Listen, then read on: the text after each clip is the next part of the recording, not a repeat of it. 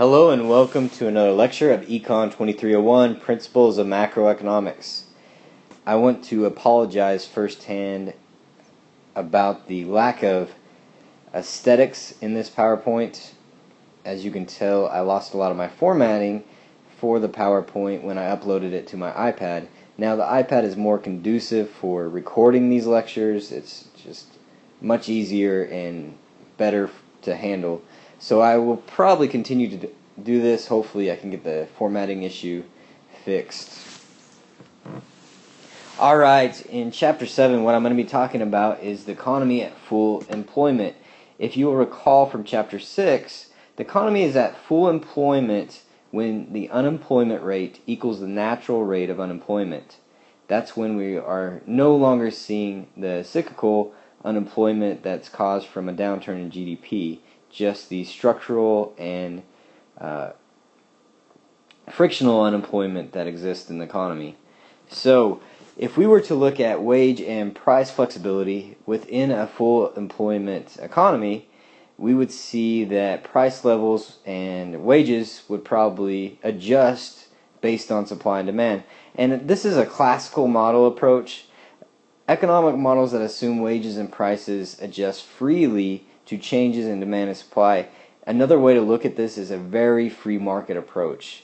And what we would say is the market's very efficient, and therefore a decrease in supply would cause an increase in demand and an increase therefore in price. So all of this put together makes a very efficient market, and it's, I guess, capitalism at its finest, if you will.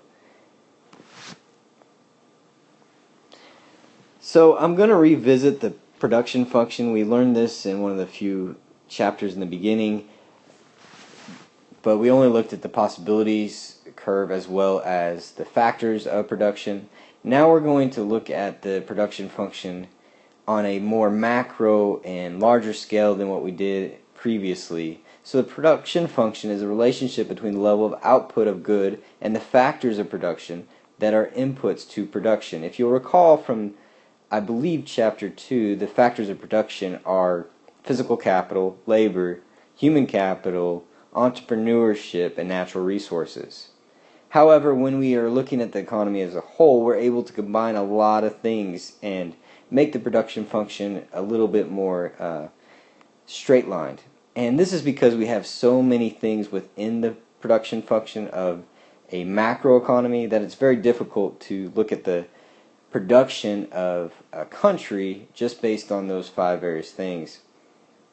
So the first thing is the stock of capital, and if you'll recall from the factors of production, we have physical capital and human capital at the very first, but instead what we do is we say we put all of the physical things that you can touch and just call that the stock of capital.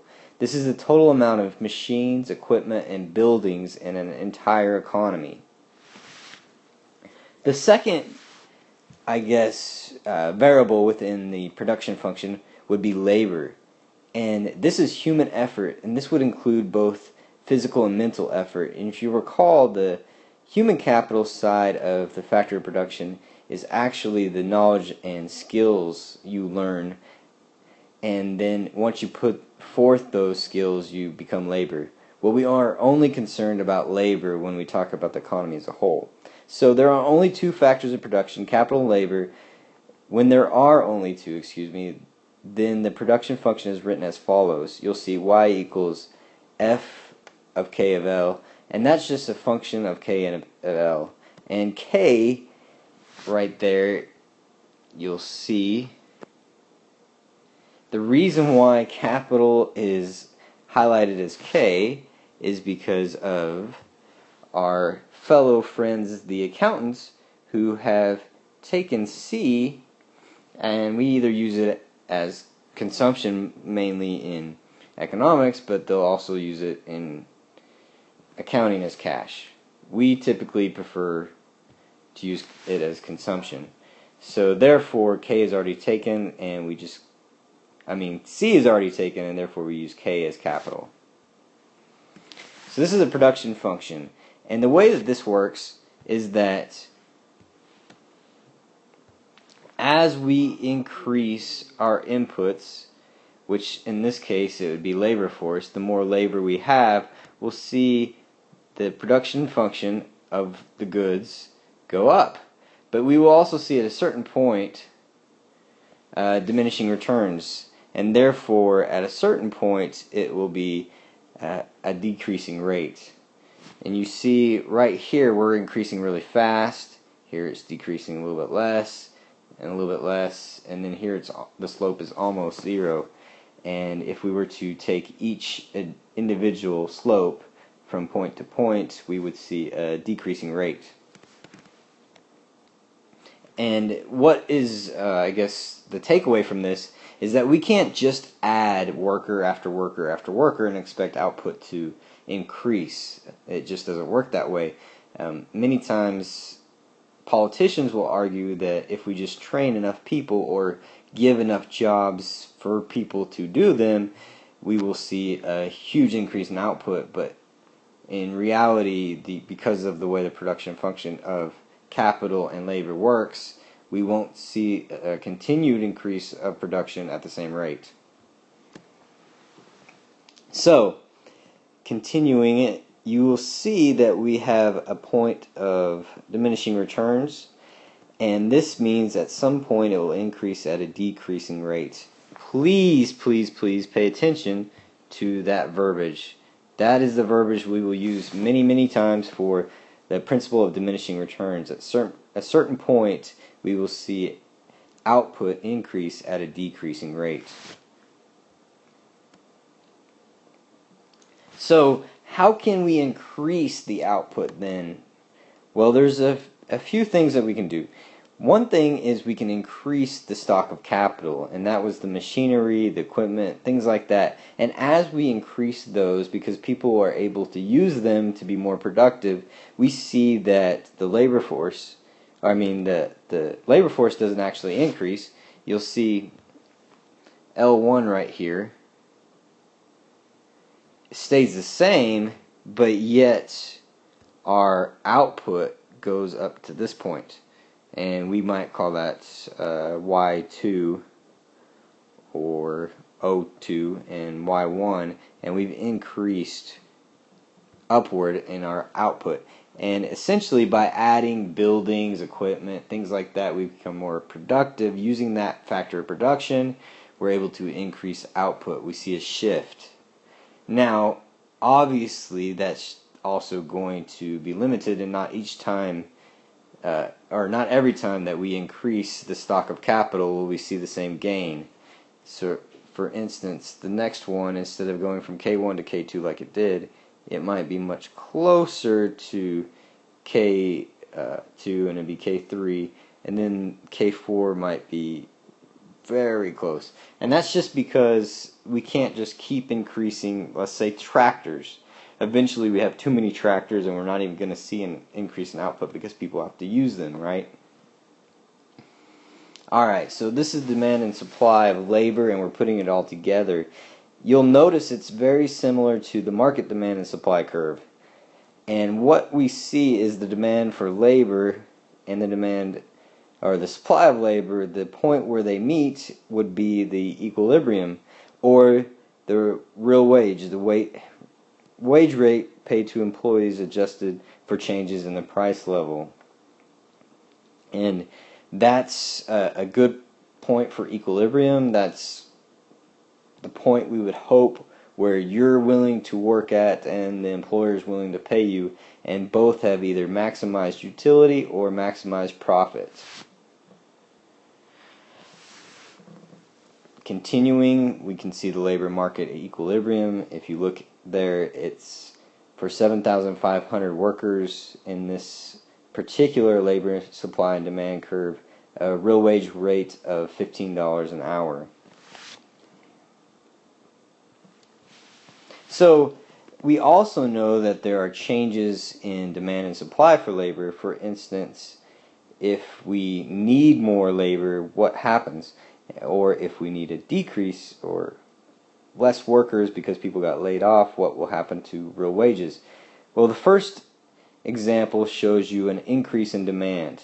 And whenever there's an increase in demand, for instance, maybe a boom such as that in Midland, Texas right now, an oil boom, there is a need for more labor supply, and as there's a need for more labor supply, we see that we go from point A to point B, and at that point, real wages went from, let's just call it W1 to W2, for lack of a better variable there. And on this one, let's look at it. What happened here is real wages went from W1 to W2, decreasing from point A to point B, and this is because people got laid off. And what we're seeing there is not a shift, but we're in the actual demand, but a shift in labor supply. Essentially what is happening there is, you can see L1 to L2, the quantity of labor is increasing. And this can happen at various ways, or in various ways. For instance, we can see people living longer and not retiring, or we can see people moving to a particular state. A lot of people move to Texas, things like that. Or the oil boom stops, and once the oil boom stops, then there will be a lot of people laid off, and the labor supplied will increase, but labor demand decreased. So if we were going to put this out, or put this together for full employment, it's something really neat. What we know is that if we are at full employment, we can guess based on the real wage rate what the point of output should be. And we take that by just going straight up this graph and seeing where it hits at the output rate. So that would be Y1.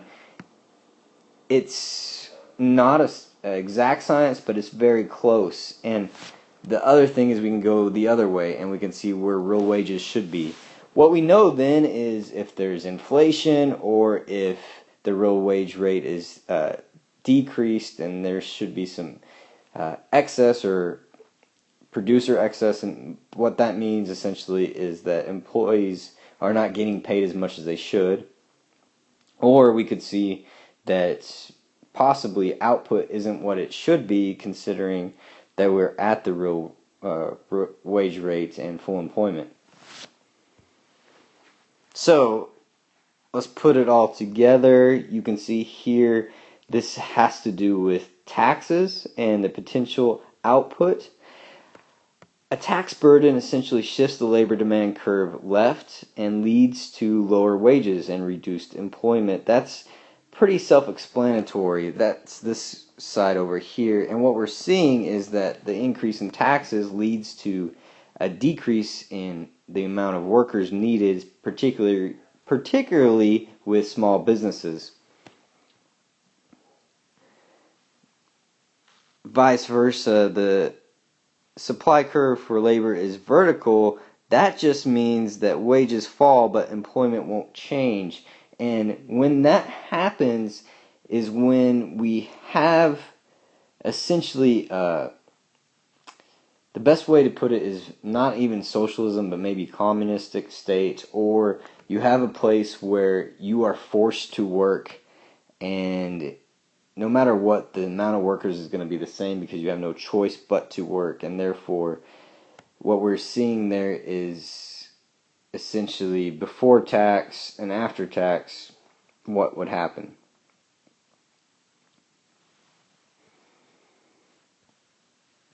So the real business cycle theory. This is a good model. It emphasizes how shocks via technology can cause fluctuations in the economy. One thing that's really interesting is that technology, while it increases our production, it, in the short term at least, decreases our real wage rates. And the reason why is essentially that there are robots and computer equipment as well as other types of technology that are doing your job, and there aren't as many jobs available. And so because of this, we see a decrease in the labor supply. And so you see the demand for labor before shock, and then the demand for labor after. And essentially, we're going down, the real wage rate decreased. Well, what would happen is, as we create more jobs, it would go back up. And so the real business cycle theory would state that it would just keep going back and forth and back and forth. And what we're doing at the same time is essentially really increasing, because we would see it more going like this, up that way, shifting up to the right and to the top. We would see an increase in real wages over time, or essentially the anticipated inflation that we talked about in the last chapter. This is just some essentially simple GDP data that's been collected. It's from 2008. You can see the various countries. Notice that we are the only country with a trade deficit. Like I said earlier, that really doesn't have a huge impact, because you can also see we are the only country that has the biggest consumption. And because of that, that means we're still very, very rich. So a trade deficit doesn't have that big of an impact on us. Crowding out in a closed economy. Well, what is a closed economy? An economy without international trade. Crowding out is the reduction in investment or other component of GDP caused by an increase in government spending. So as G goes up, government spending goes up, essentially one of the other variables, maybe consumption, will go down. That's because, or investment will go down.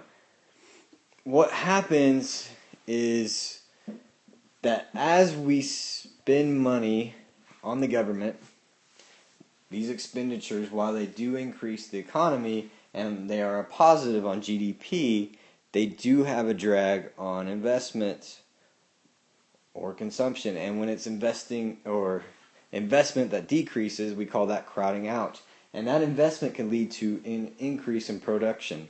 So a closed economy leads to an increase in crowding out, because you're not able to invest overseas to begin with. So you're only limited to opportunities domestically.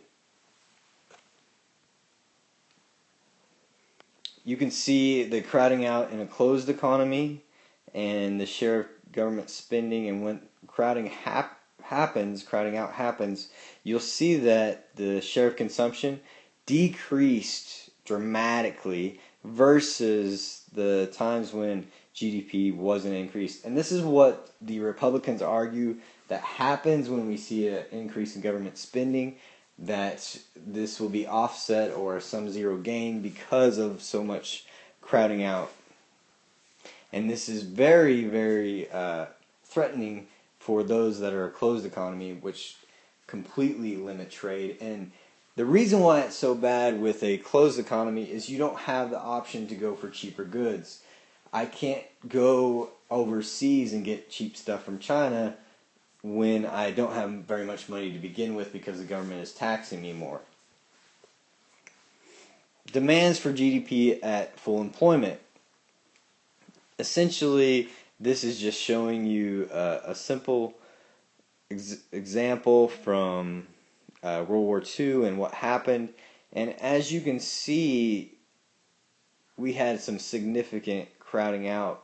But what happened was GDP was increased so dramatically that we were able to pick up the burden. One thing that this doesn't show, and I wish it did, was that the labor force participation rate or labor force increased because of women. And I think if you were to show that portion, you would see that after this portion right here would look more like this portion over here, where we have the big gap, threshold between the two.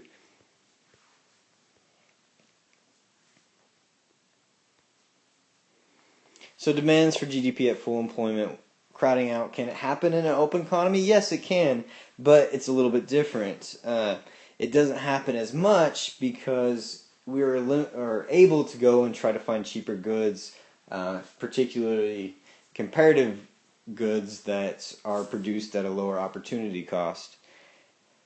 Increased government spending need not to crowd out either consumption or investment. It could lead to reduced exports and increased imports. In other words, what happens is the things overseas are so cheap, we only buy overseas and we never export anything to other countries. Now, many people have argued we're already seeing some of this, and this would happen as crowding out. Now, crowding in is the increase in investment caused by a decrease in government spending. So it's vice versa of what we just talked about. It's the counterintuitive way to look at it. So what the Republicans argue, and a lot of free market capitalists argue, that if we were to see a decrease in government spending, a lot of businesses wouldn't have such a tax burden, and they would essentially increase their investment, which leads to increase in real wages, and hopefully would increase the labor supply and the labor market, etc., demand, and hopefully in the long run also increase tax revenue. Now, that is how it's supposed to work in a perfect world. The problem can happen, just like what we looked at with the real business cycle. As technology keeps improving, though, we do see a decrease in the labor supply demanded. I hope this was a good lecture. Feel free to give me tips and advice. This is something new, a new tool that I've been using. As always, you can email me at jkemper@southplainscollege.edu, and you can follow me on Twitter at Mr. Kemper, Mrkemper.